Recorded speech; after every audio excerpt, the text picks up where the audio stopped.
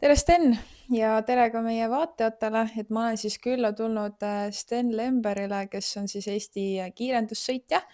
Ja ma kohe esimese hooga küsiks ära, et kuidas sa kiirendusspordiga alustasid? Tervist ka sulle ja tervist vaatajatele. Kiirendusspordiga, eks see peasüüdlaseks saab ikkagi nimetada selle olukorra, et kuna kõik kindlasti, eks ole, kiirendusfännid teavad, kes on Lauri Kuriks, et siis kuna minu isa Kaido siis ja Lauri töötasid pikalt koos, eks ole, Topardsis, siis nii-öelda Lauri, kui hakkas omal ajal selle alaga nii-öelda tegelema, et siis ikka kuna nii-öelda perekonnad olid nagu tuttavad ja käisid läbi väga palju ka töövälisel ajal, et siis hakkasime tal käima kaasa elamas ja see oli selline 90ndate lõpp, 2000, midagi sellist. Mina olin siis selline 5-6 aastane.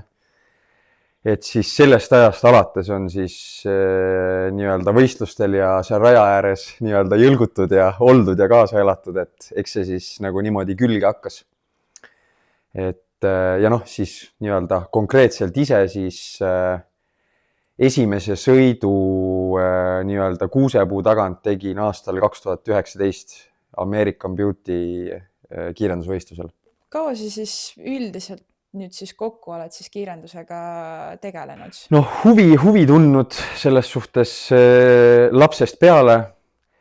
Ma arvan, sadu tunde pühendanud igasuguste materjalide lugemisele ja õppimisele, läbitöötamisele, et kuidas miski toimib ja miks miski toimib ja nii edasi. Aga otseselt siis nii-öelda hands-on rohkem siis jah, nii-öelda 2019, kui ma soetasin selle 86. aasta punase Pontiaci, millega ma siiamaani võistelnud olen. Et siis esimesel suvel sai osaletud ainult American Beauty nii-öelda kiirendusel, muidu niisama õpitud seda autot nagu tundma ja nauditud teda rohkem nagu tänaval. Aga siis alates 2020 siis sai hakatud kaasa lööma nii-öelda Eesti karikavõistluse nagu sarjas. Et siis nii-öelda viis nagu täishooaega olen siis seda nii-öelda Eestikate karusselli kaasa teinud.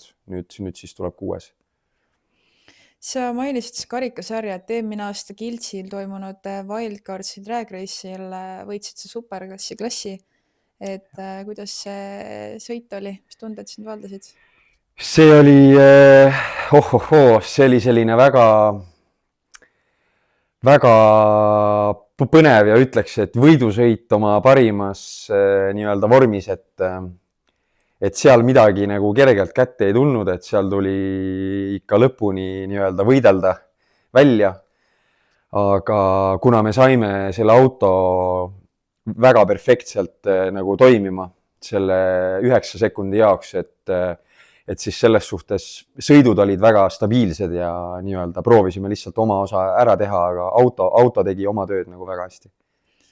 Sa oled ka varasemalt võistluseid kinni pannud ja igast kohti saanud, et mis su kõige siis eredam mälestus või kõige meeldejäävam võistlus on olnud?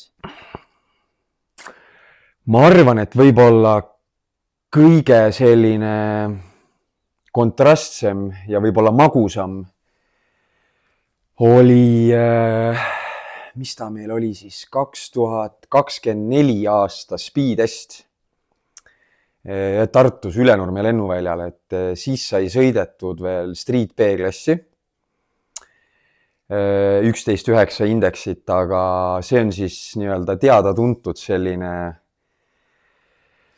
nii-öelda no prep oma parimas vormis, et väga selline väljakutsuv rada, väljakutsuvad rajatingimused, kindlasti on seal eelisseisus 4-veolised autod. Ja ma mäletan, et kui me saime poolfinaali, siis poolfinaal oli poolfinaali see line-up siis nägi välja, et meie oma tagaveolise Pontiaciga ja siis vastas 3-4-veolist Audit. et siis läks nagu väga nagu põnevaks see asi, et aga natuke oli õnne ka ja see võit oli selles suhtes nagu väga magus, et seal libedal rajal tagaveolise autoga see võistlus võita, et see oli nagu magus ja see oli üldse esimene etapivõit, mis ma üldse kunagi sain, et see oli nagu see eufooria oli nagu meeletu. et väga vahva nagu mälestus on see. Sa enne mainisid seda Pontiac Firebirdi, et äkki sa räägid sellest natuke täpsemalt siis? Jaa, ütleme niimoodi, et see auto hetkel nüüd ta seisab ilma mootori ja käigukastita mul ühes teises parklas. See auto tuleb ilusti tänavale nagu tagasi. See oli selline, ma teadsin alati, et temast puhtatõulist võidusõiduautot ei saa. See oligi minu eesmärk või kuidagi selline soov oli selle autoga siis teha Eesti tingimustes drag and drive'i või selline drag and drive'i laadne auto. Et ajada ta maksimaalselt sinna piirile, kuidas siis Eesti tingimused ja seadusandlus siis nagu võimaldab. Eks seal on ka seda hall ala üksjagu, aga kindlasti asja armastajad ja fännid saavad kindlasti aru, mis ma sellega silmas pean. Et minu eesmärk nagu selle autoga tegelikult sai täidetud. Et sinna otseselt niimoodi relakat sisse lastud nagu keresse ei saanud, et mingit sellist pöördumatut kahju sellele autole tehtud ei ole.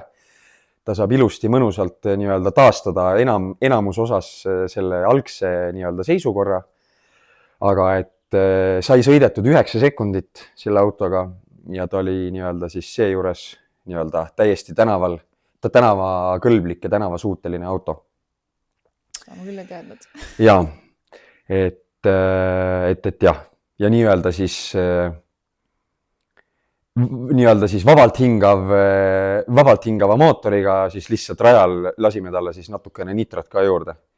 Aga jah, et selline võib-olla siis natuke keerulisem tee selle saavutamiseks, et tavaliselt klassikaline variant on alati tehakse seda nagu turbomootoritega. Et nagu turbomootor on võib-olla tänava tingimustes andestavam natukene. Vot. Aga jah, et seal oli siis seesama mootor tegelikult, mis siin meie kõrval on, oli siis Firebirdil vahel, small block Chevy, 7-liitrine.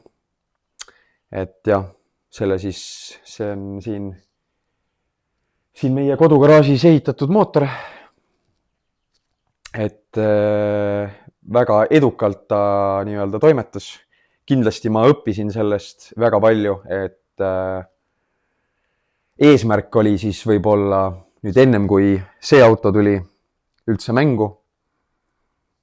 Et oli tegelikult selline unistus veel, et proovida street week'il käia siis Rootsis.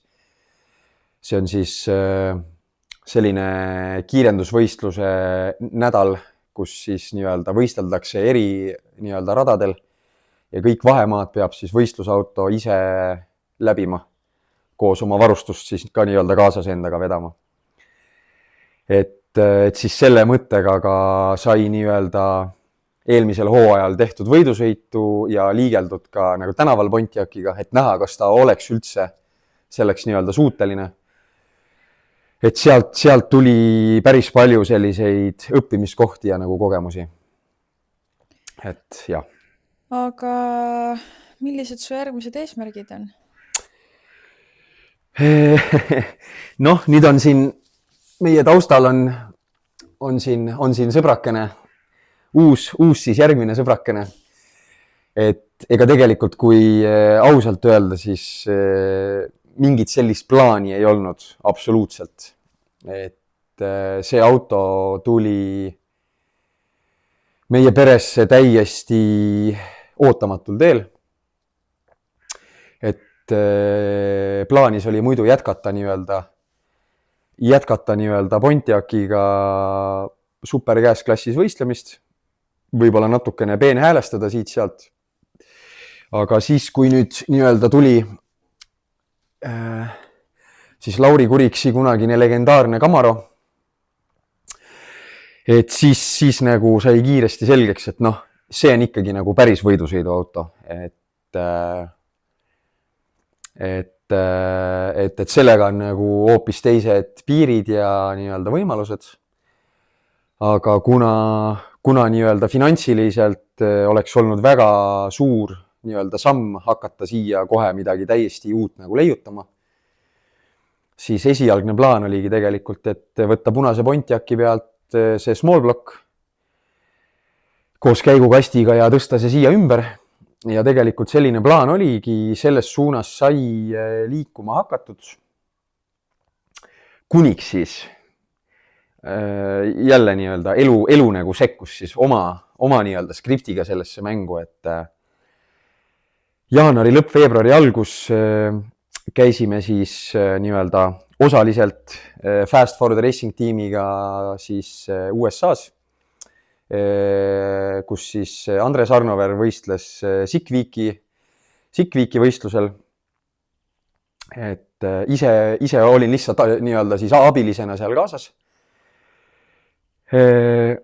Ja seal olles see oli täiesti nagu sellisel suvalisel hetkel lihtsalt märkasin internetis kuulutust, et üks Itaalia kiirendusvõistleja müüs siis ühte Big Block mootorit.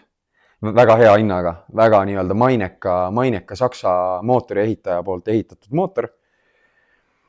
598 kuuptolli, see on siis 9,9 liitrit mootor.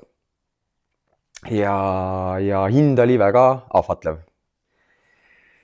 Ja siis kuidagi siis selle meeletu huvi teotahte ja Fortuna saatel sai siis Ameerikas olles see mootori ostudiil ära tehtud. Okei, aga kui sa peaks algajale sõitjale nõu andma, siis mis nõu sa annaksid? Ohohoo, väga keeruline küsimus.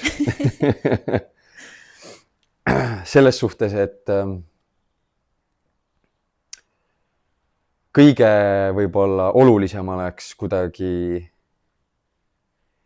kiirendus on selline ala, et kõik toimub väga kiiresti. Suures osas reflekside pealt ja kuidas neid reflekse on võib-olla sätitud või treenitud.